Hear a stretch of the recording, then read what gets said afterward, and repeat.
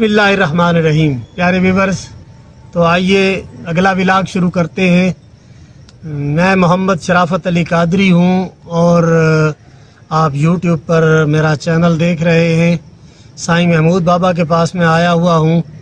تو میرا ایک سوال ہے، ابھی میں جانے لگا تھا لیکن کچھ سوالات دل کے اندر تھے تو میں نے کہا وہ سوالات میں سائیں محمود بابا سے کر لوں اور ان کو اپنے پاس محفوظ کر لوں تاکہ آنے والی زندگی میں مجھے بھی وہ فائدہ دیتے رہیں.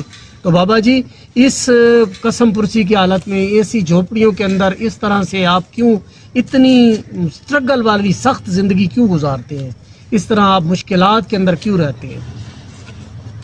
دیکھو، ایک دفعہ کا ذکر ہے، میرے نبی کریم صلی اللہ علیہ وسلم کی چٹائی جو تھی نا وہ ڈبل کر دی گئی تھی. تو جی بالکل بالکل، یہ حدیث پاک میں آتا ہے. جی حدیث پاک میں ہے. اس کے وجہ سے نیند کا تھوڑا سا غلبہ زیادہ آیا تو صبح میرے آقا مصطفیٰ صلی اللہ علیہ وسلم نے ارشاد فرمایا کہ بھائی میری چٹائی کو سنگل کرنا ہے کیونکہ رات اس کی، تو لہٰذا وہ ہم تو نہیں نا ان کو غافل کہہ سکتے. وہ ایسی مطلب جو یعنی یہ حدیث پاک تو بالکل ایسے ہی ان کا ملتی فرمان ہے، ہے. ہم نہیں کہہ سکتے ان کا فرمان ہے. ہم تو کہتے ہیں لیکن وہ ہمارے سمجھانے کے لیے ہمارے سمجھانے کے لیے وہ نہیں غافل ہو سکتے. مگر یہ جتنی بھی حدیث پاک ہے، جتنا بھی قرآن ہے، ہمارے سمجھانے کے لیے. بالکل بالکل بالکل ایسے اس کی میں وضاحت آپ کو بتا دیتا ہوں. جس طرح نماز ہے ہم پڑھتے ہیں، جی جی جی، تو اکثر لوگ سمجھتے ہیں، کہتے ہیں کہ بابا جی اگر نماز معاف ہوتی تو نبی کریم صلی اللہ علیہ وسلم کو ہوتی، تو یہ کیسے ہو سکتا ہے؟ میں اکثر ان کو کہتا ہوں کہ بھلے ہو آپ ایسی بات مت کیا کرو، کیونکہ میرے نبی کریم صلی اللہ علیہ وسلم وہ پاک ہستی ہے جس کی قرآن مجید میں فرماتا ہے سورۃ یاسین کے اندر، جی سورۃ یاسین کے اندر فرماتا ہے کہ یاسین والقرآن الحکیم انک لمن المرسلین علی صراط مستقیم. حکمت والے قرآن کی قسم، اے محبوب، حکمت والے قرآن کی قسم، اے محمد تم سیدھی راہ پر بھیجے گئے ہو. واہ جی واہ، سبحان اللہ. جس کو خدا گواہی دیتا ہے کہ محمد تم سیدھی راہ پر بھیجے گئے ہو، تو پھر ہم نماز میں ہم پڑھتے ہیں نا جی جی کہ اہدنا الصراط المستقیم، اللہ مجھے سیدھا راستہ دکھا، انعمت علیہم غیر المغضوب، اے اللہ وہ لوگ جن پہ تو نے نام بخشا ان لوگوں میں مجھے شامل کر. کیا نبی کریم صلی اللہ علیہ وسلم کو اہدنا الصراط المستقیم رستہ مانگنے کی کوئی ضرورت تھی؟ کیا وہ مستقیم پر نہیں تھے؟ وہ تو مستقیم رستے پر ہی تھے، وہ خود مستقیم لیکن وہ ہمارے سمجھانے کے لیے سب کچھ کیا گیا. وہ خود مستقیم تھے، وہ خود انعام دینے والے تھے، انعمتا والے تھے. تو اس لیے کہ ہمیں نماز پڑھائی، جی جی جی، اپنی امت کو نماز پڑھائی، بلکہ تمام انبیاء کرام جتنی سوانح حیات ہے امام الانبیاء علیہ السلام کی وہ ہمیں سمجھانے ہمارے سامنے سمجھانے کے لیے. تو ایسی بات مت کیا کریں کہ وہ تو خود ہی نماز ہے، خود ہی قرآن ہے، تو سارا کچھ خود ہی ہے. تو یہ ہمیں سب کچھ ہدایت دی. اس لیے کہ جو درویش کا سفر جو ہے نا وہ اتباع رسول پہ ہے. وہ اپنے آپ کو دکھ درد میں رکھتا ہے، بھوک پیاس میں رکھتا ہے، زیادہ عیش و آرام میں نہیں جاتا، کیونکہ وہ اپنے نفس کی مخالفت کرتا ہے، اس کو نہیں مانتا. کیونکہ نفس کہتا ہے کہ مجھے خواہشاتیں، اچھا لباس، اچھا بستر، اچھا کھانا، یہ وہ خواہشاتیں طلب کرتا ہے. تو اس لیے نبی کریم صلی اللہ علیہ وسلم کے گھر بھی 3 دن بعد چولہا نہیں بلا، تو بھوک پیاس. تو اس وقت بھی اللہ وحدہ لا شریک نے فرمایا کہ محبوب اگر تو چاہے تو مکہ سونا کر دوں. تو نبی کریم صلی اللہ علیہ وسلم نے عرض کی یا اللہ مجھے مکہ سونا نہیں چاہیے، ایک ٹائم بھوک ہے، ایک ٹائم کھانا چاہیے تاکہ بھوکا ہوں تجھے پکاروں، اگر کھانا کھاؤں تو تیرا شکر ادا کروں. واہ جی واہ، کتنی زبردست بات ہے. تو یہ اتباع رسول میں آپ اس کا مطالعہ کریں گے تو آپ کو یہ ساری باتیں ملیں گی.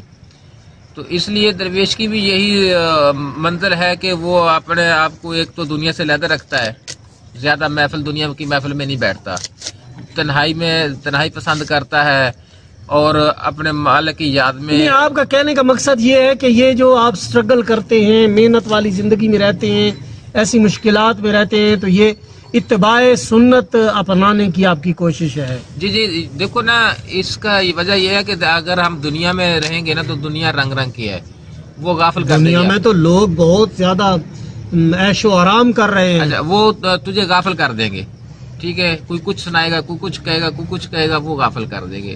دوسرا تیرا نفس جو ہے نا وہ خواہشاتیں پیدا کرے گا، ٹھیک ہے، دنیا کی طرف دیکھ کر. تو تیسرا، آپ اگر دنیا میں ملوث ہوں گے تو مالک کی یاد سے بھی غافل ہوں گے. بہت سارے مسائل ایسے ہوتے ہیں، پیدا ہوتے ہیں. تو اس لیے یہ درویش ہمیشہ تنہائی میں رہتا ہے، علیحدگی میں رہتا ہے، اور دکھ درد زیادہ. اور دوسری بات یہ بھی بتا دوں آپ کو کہ جب ان کی کسی جگہ پہ منتا ہونی شروع ہو جائے نا تو یہ پھر بھی جگہ جو ہے نا بدلی کر جاتا ہے.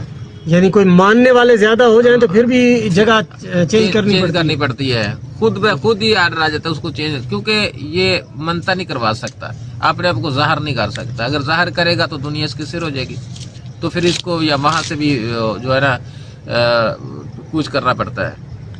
صحیح. ایک بزرگ تھے تو ان سے میں نے کہا جی کہ یہ آپ کو اختیارات ہیں، پھر بھی آپ کے پاس بندے آتے ہیں، آپ ان کے کام کیوں نہیں کرتے؟ تو وہ مجھے کہنے لگے کہ جی بھائی ان کے اگر کام کرے نا تو کل کو یہی جو ہے نا جی مجھے جادوگر کہنا شروع کر دیں گے. تو یہ بہت سارے جی فتوے لگتے ہیں، پہلے کام نکلوا لیتے ہیں، پھر فتوے بھی لگاتے ہیں اوپر سے، الزام تراشی بھی کرتے ہیں.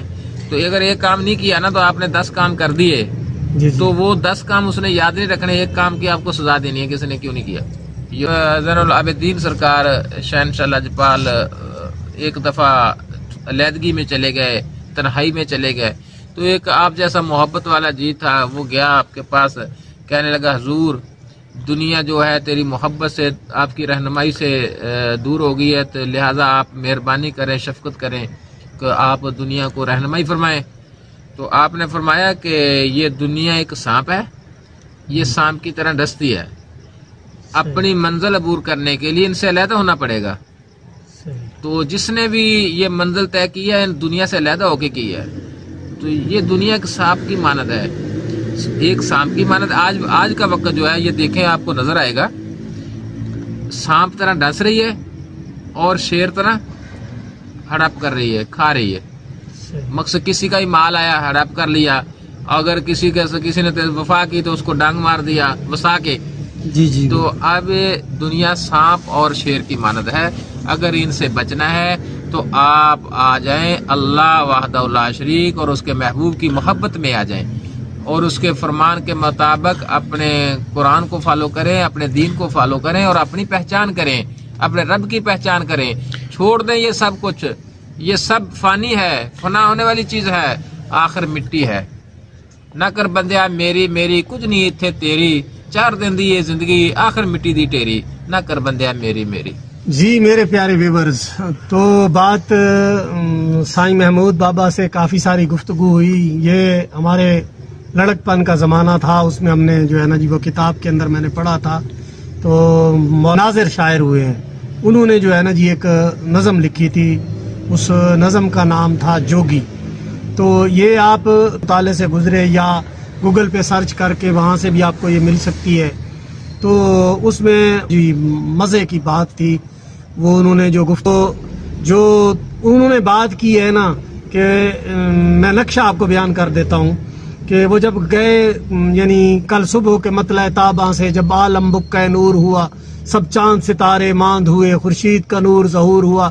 یعنی یہ ناظر نے پہلے ساری صبح کی منظر کشی کی، پھر کہا جی وہاں پہ بیٹھا تھا جوگی مستانہ، تو چہرے پہ خاک رمائی تھی. یعنی یہ سارا جو تذکرہ کیا ہے. تو پھر وہ ان سے کہنے لگتا ہے کہ جی آپ شہر کے اندر آئیں، وہاں اچھی جگہ پہ رہائش رکھیں، اچھے مکانات بنائیں. تو وہ بزرگ آگے سے اس کو جواب دیتے ہیں کہ کوئی جھگڑا دال چپاتی کا، کوئی دعویٰ گھوڑے ہاتھی کا، تم ہم کو سنانے آتے ہو. ہم ہرس و ہوا کو چھوڑ چکے، ہم جو زنجیریں توڑ چکے تم لا کے وہی پہناتے ہو. تو آج سائیں محمود بابا سے بھی وہی بات ہو گئی کہ میں ان کو کہتا ہوں شہر کی جانب چلیں، یہ کٹیا چھوڑ دیں، تو یہ کہتے ہیں نہیں یار، یہ کوئی جھگڑا دال چپاتی کا، کوئی دعویٰ گھوڑے ہاتھی کا ہمیں نہیں چاہیے. تو ہم آزاد ہیں اور آزاد زندگی گزار رہے ہیں. مجھے نا وہ 2 لفظ میں اکثر گنگناتا ہوں، مجھے یاد آ گیا. تو فرماتے ہیں کہ نی میں جانا جوگی دے نالو، نی میں جانا جوگی دے نالو، نی پندرا میں پاکے، نی میں جانا جوگی دے نالو، نہ روکی وہ نہ ٹوکی، نی میں جانا جوگی دے نالو، نی پندرا میں پاکے، نی میں जाना जोगी दे नाल। वाह जी वाह। नहीं मैं जाना जोगी दे नाल, ये बातें उसी को समझ में आ सकती हैं जो अल्लाह से और अल्लाह के हबीब से मोहब्बत करने वाला है, या जिसने इस तरफ रख्ते सफ़र बांधा है और जो अल्लाह का कुर्ब चाहता है, उसकी समझ में ये इश्क वाली बातें आएंगी।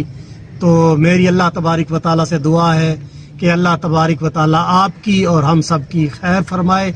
इंशाअल्लाह मुलाकात होगी अगले व्लॉग के अंदर।